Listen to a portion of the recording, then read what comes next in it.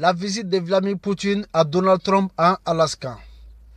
Bonjour chers abonnés, bienvenue sur Papi Info TV, votre chaîne d'actualité, d'analyse et de décryptage. Aujourd'hui, nous allons parler d'un événement historique qui a secoué le monde, la rencontre entre Vladimir Poutine et Donald Trump en Alaska. Pourquoi ce lien si symbolique?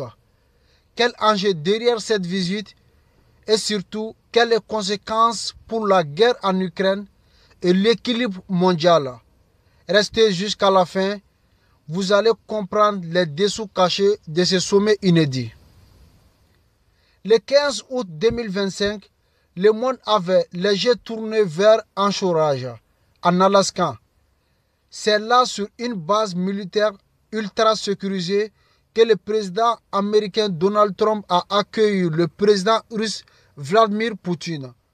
Une rencontre inédite car depuis le début de la guerre en Ukraine en 2022, aucun face-à-face direct de ce niveau n'avait eu lieu.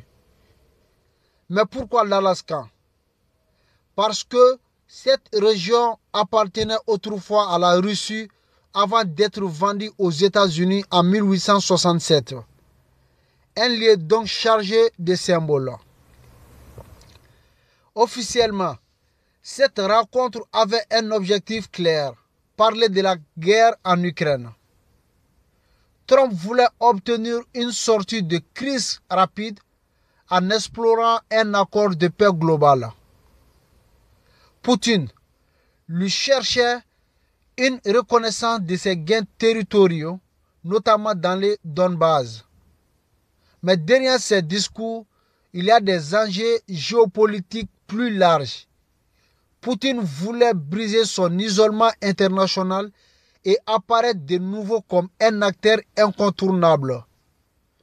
Trump, de son côté, voulait prouver qu'il peut obtenir ce que Joe Biden n'a pas pu, faire dialoguer la Russie et les États-Unis directement. Ce qui s'est réellement dit. Les discussions ont été tendues. Poutine a insisté sur un accord qui prendrait en compte les réalités du terrain, c'est-à-dire le contrôle russe sur certaines régions ukrainiennes. Trump, lui, a d'abord parlé de cesser le feu, mais il a finalement penché vers l'idée d'une solution globale, ce qui est perçu comme un alignement sur la position russe. Résultat, pas d'accord signé. Mais pour Poutine, c'est déjà une victoire diplomate. Il a eu sa photo aux côtés du président américain et il a pu montrer au monde que Moscou n'est pas isolé. Les réactions internationales.